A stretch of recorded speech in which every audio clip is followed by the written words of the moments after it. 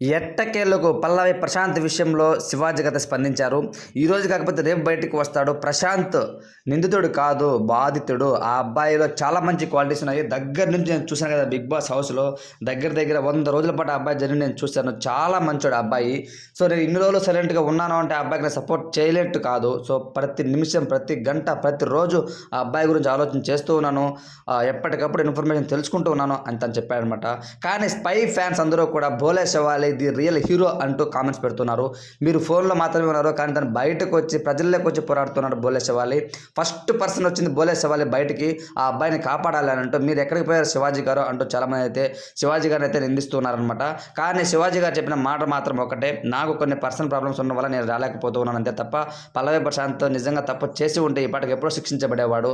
తను తప్పు చేయలేదు, తన బాధితుడు నిందితుడు కాదు అంటూ తను చెప్పాడే తప్ప నేను రేపు వస్తాను లేకపోతే ఎల్లుండి వస్తాను వాళ్ళ అమ్మ నాన్నతోనే మాట్లాడతాను, ధైర్యం చెప్తాను అనే మాట మాత్రం చెప్పలేకపోయాడు. అదే తరహాలో వాళ్ళ ఆడియన్స్ కూడా స్పై బ్యాచ్ ఎవరైతే ఫ్యాన్స్ అభిమానులు ఉన్నారో వాళ్ళు కూడా శివాజీ గారిని ఏకిపారేస్తున్నారనమాట కామెంట్స్ ద్వారా. మీకు పల్లవి ప్రశాంత్ బిగ్ బాస్ హౌస్లో ఉన్నంత వరకే మీరు అబ్బాయిని వాడుకొని మీరు కూడా ఫైనల్ వరకు వచ్చారు, టాప్ 5కి వచ్చారు అంటూ మాట్లాడుతూ ఉన్నారు.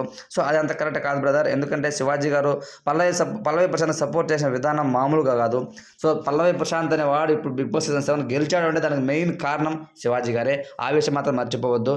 తన కొడుకు వీసా వస్తుంది, తను అక్కడికి పై చదువుల కోసం అబ్రాడ్స్కి వెళ్ళాలి, ఆ పనులలో ఉంటాడు, లేకపోతే ఫ్యామిలీని మిస్ అయ్యి ఉంటాడు, అంతే తప్ప వేరే ఏం లేదు. కానీ శివాజీ గారు చెప్పిన మాట మాత్రం అతని పాయింట్ ఆఫ్ వ్యూ ప్రకారం ఆలోచన చేస్తే అతను చెప్పింది కూడా 100% కరెక్టే.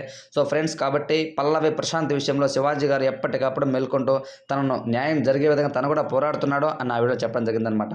ప్లీజ్ పల్లవి ప్రశాంత్ అభిమానులు కానీ వచ్చి ఎవరు అభిమానులైనా సరే ఇది ఒక గేమ్ లాగా చూడండి అంటూ తనైతే ఆ యొక్క లైవ్ వీడియోలో చెప్పడం జరిగిందనమాట.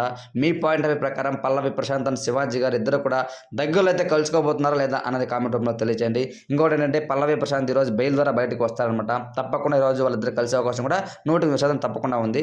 ఈ వీడియో మీకు నచ్చినట్లయితే మన ఛానల్ తప్పకుండా సబ్స్క్రైబ్ చేయండి, సపోర్ట్ చేయండి. Thanks for watching friends.